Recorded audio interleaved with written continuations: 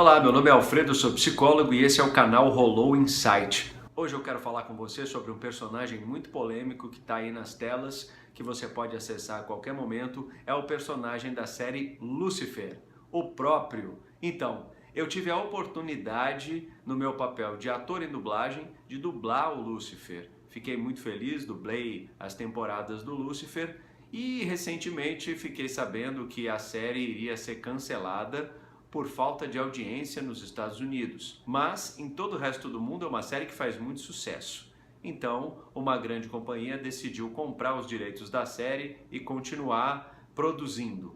O que me deixou muito feliz e também há muitos fãs, creio eu, da série. Mas o que interessa aqui é a gente entender um pouco os aspectos psicológicos dessa série. Primeiro, é uma série que fala de Lúcifer, que nada mais é do que o diabo, ou seja, aquele personagem que é ilustrado em tantas e tantas religiões e que, na verdade, gera muita polêmica e muito conflito entre as pessoas.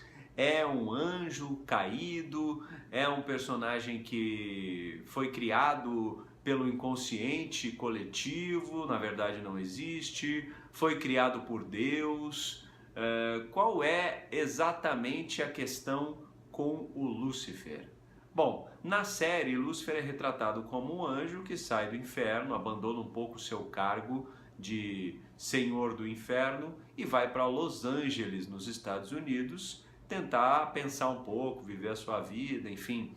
E aí, chegando em Los Angeles, ele entra em contato com os humanos e aí passa a vivenciar o dia a dia dos humanos e vai se adaptando a essa realidade dos humanos até que ele se depara com uma humana a qual mexe muito com ele, de uma forma inesperada, que nem ele mesmo percebe no começo. É tanto que, se a gente fizesse uma comparação com o Super-Homem, essa personagem, que é a Chloe, seria mais ou menos como a Kryptonita do Lúcifer, porque o deixa mais vulnerável em vários sentidos, certo? E aí entra em cena, obviamente, as características dos roteiros hollywoodianos, com resolução de crimes e polícia e tal. Tudo isso faz parte de uma fórmula para ter uma entrada maior com o público. Mas por trás desse roteiro policial vem a humanização do personagem Lúcifer, porque ele passa a sofrer, ele fica nervoso,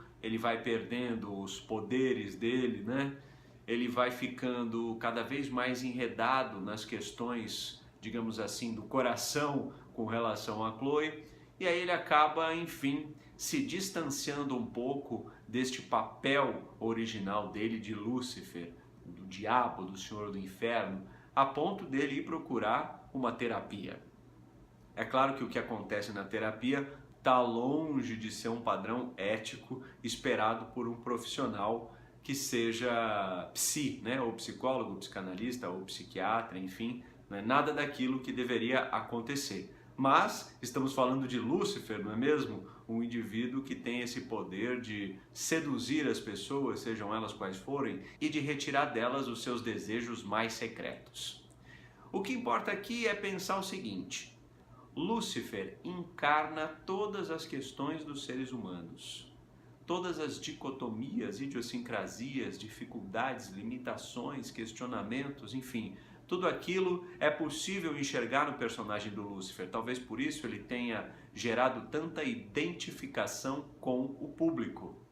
Por quê? Ele mostra, obviamente, a arrogância, os poderes dele, ele passeia um pouco pelos pecados capitais, luxúria, ira, preguiça, vaidade, e aí as pessoas facilmente se identificam, porque ele, de alguma forma, condensa alguns dos maiores dramas humanos. E também é como se o público passasse a simpatizar com essa figura que por tantos séculos foi e continua sendo para muita gente uma figura do mal. Mas não é nada disso. Os dramas humanos podem ser muito piores do que qualquer caricatura que se faça do inferno e de Lúcifer. Então, essa é a grande sacada da série. Eu sou Lúcifer, mas você que está me assistindo também pode ser, em qualquer contexto que você pense. Agora, tem uma coisa interessante no Lúcifer, que é o fato dele sempre dizer a verdade. Ele tem isso muito claro, ele não mente. Ele pode eventualmente dizer uma verdade de uma outra maneira, não exatamente como o que se espera, mas ele diz a verdade. Essa é uma característica muito interessante porque todo mundo mente, como diria um outro personagem que em algum outro momento eu também posso fazer uma análise, que é o Dr. House. Ele dizia, todo mundo mente. E é verdade.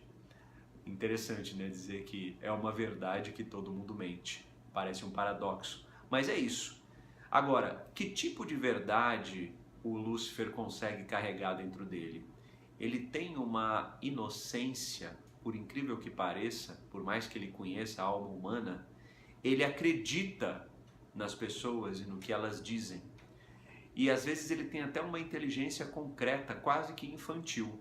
Quando você diz para uma criança uma determinada coisa, ela vai acreditar. Por quê? Porque é próprio da criança acreditar naquilo que está sendo dito. Ela não tem ainda, até uma determinada idade, a capacidade de metaforizar. Então ela precisa acreditar naquilo que está sendo dito. Assim é o Lúcifer. Muitos dos personagens dizem coisas para ele e ele acredita. E depois, obviamente, acaba se decepcionando com um ou outro porque percebe que não é verdade. E aí ele também vai construindo uma característica muito interessante, que é a desconfiança, que é a possibilidade de relativizar aquilo que está sendo dito. No entanto, ele permanece firme no seu propósito de dizer a verdade. Aí a gente pode pensar o seguinte: o quanto a verdade faz parte do nosso dia a dia. Você diz a verdade? Que tipo de verdade você diz? Você diz a verdade para si mesmo ou você se engana? No seu trabalho, na sua vida familiar, na sua vida amorosa, no seu dia a dia com relação ao seu corpo, ao que você come, ao que você faz para si mesmo? Você tem contado mentiras para si mesmo? Que tipo de mentiras você conta para si mesmo para se manter onde você está? Então, isso é um aprendizado muito interessante dessa série Lúcifer. Uma outra coisa muito interessante é o quanto o Lúcifer se empenha para se aproximar da Chloe e o quanto ele vive no mecanismo de defesa, que em psicanálise é chamado de negação. Ou seja, ele não consegue acessar os sentimentos que efetivamente ele tem pela Chloe.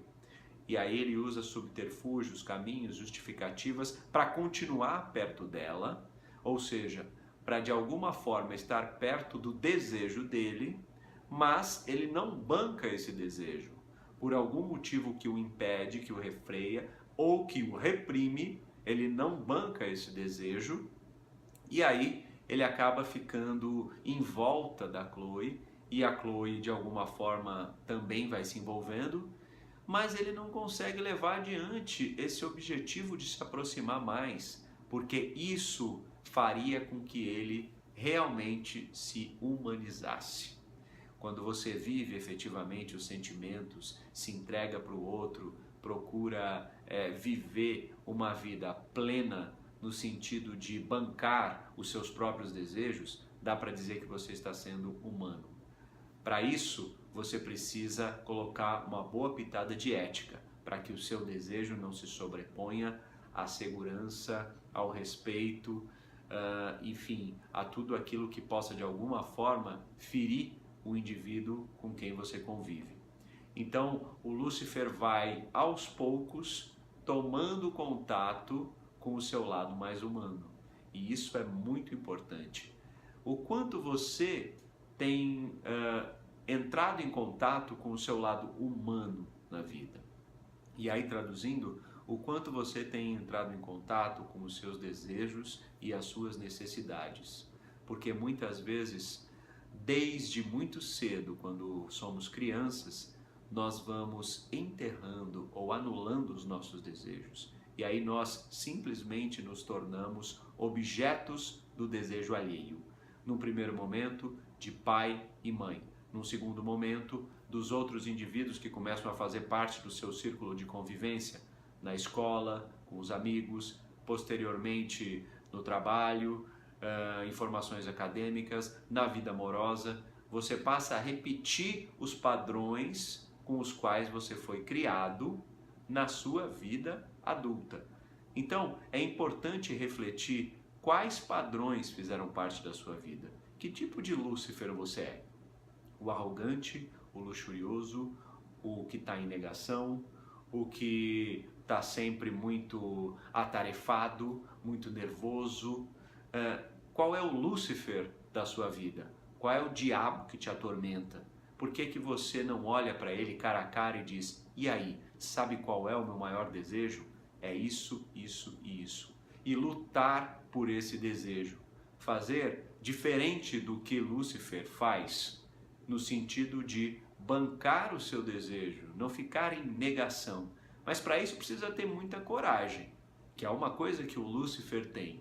Ele vai até o fim para ajudar a encontrar os criminosos, ele vai até o fim quando ele se sente ameaçado por alguma questão, seja da terra, seja dos seus irmãos, seja do contato com o pai, que aliás é um caso à parte aí, porque o Lúcifer também acaba encarnando uma questão que se chama em psicanálise de complexo de Édipo, que é a relação do filho com o pai, do filho com a mãe, são as relações parentais. E aí existe sim uma relação de poder muito interessante entre o pai, no caso Deus, e o filho, o Lúcifer. Ou seja, Lúcifer em algum momento se rebela contra esse pai, e ao se rebelar contra esse pai, ele recebe uma consequência por isso. De alguma forma, ele não aceita essa consequência, ele não aceita esse limite, essa frustração. Claro que ali é uma questão hollywoodiana, roteirizada, tem todo um drama por trás disso, mas é um drama muito legítimo para todas as pessoas. Se você começar a perceber a sua relação com seus pais, você vai ver que você também é um Lúcifer muitas vezes. Você tem muitas questões com esse pai. Às vezes o pai não te ouve, às vezes o pai parece que faz simplesmente o que ele quer e não leva em consideração o seu desejo, a sua presença, os seus sentimentos. Às vezes aquela mãe super protege, aquela mãe simplesmente não deixa você andar sozinho, não te permite fazer as coisas, cair, levantar. Então o indivíduo passa a de alguma forma se rebelar contra esses pais, porque muitas vezes eles não correspondem ao seu desejo ou você não está correspondendo ao desejo deles. E aí reina o conflito. Como é que você consegue lidar com esse conflito, com as questões, os problemas na sua vida com pai e mãe? Primeiro você precisa ter uma atitude empática. O que é uma atitude empática? Aprender a se colocar no lugar do outro, no lugar do pai e no lugar da mãe. Quando você aprende a fazer isso, você relativiza muitos dos problemas que existem entre vocês, porque você passa a entender que a forma como eles agem foi uma forma aprendida e por trás dessa forma como eles agem existem necessidades. A necessidade de segurança, de amor, de respeito, que está sendo traduzida na relação com você de uma forma muito distorcida. E aí você acaba refletindo essa distorção, tentando se defender da relação também de uma forma infelizmente distorcida.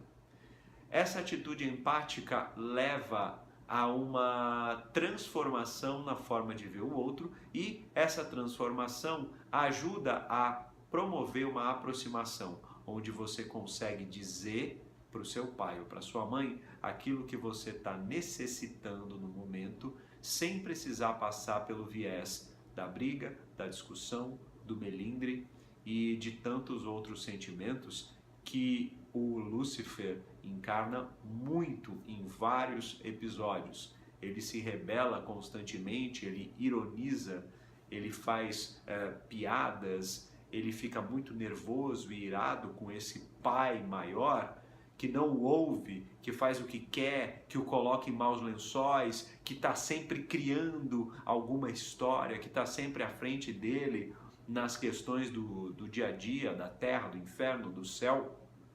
é o irmão que vem para ajudar, que está a serviço do pai, enfim. E são questões muito subjetivas. Em nenhum momento o Lúcifer fica frente a frente com Deus. Em nenhum momento Deus baixa, encarna em alguém e diz: eu sou Deus e quero conversar com você sobre isso, isso e isso. Isso é muito triste. Claro, não estamos aqui falando da figura divina e da crença de cada um, mas estamos aqui trazendo para o dia a dia.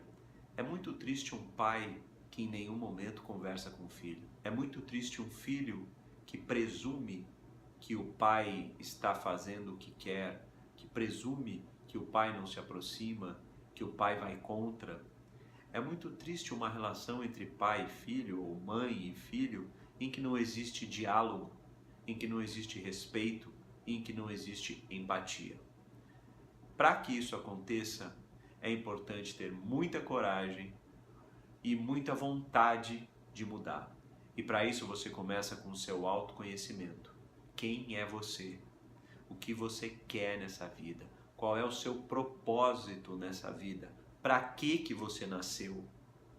Pensa isso com você mesmo, medita sobre isso. Como Lúcifer pergunta, o que você realmente deseja? Tenha coragem de dar essa resposta para si mesmo. Até a próxima.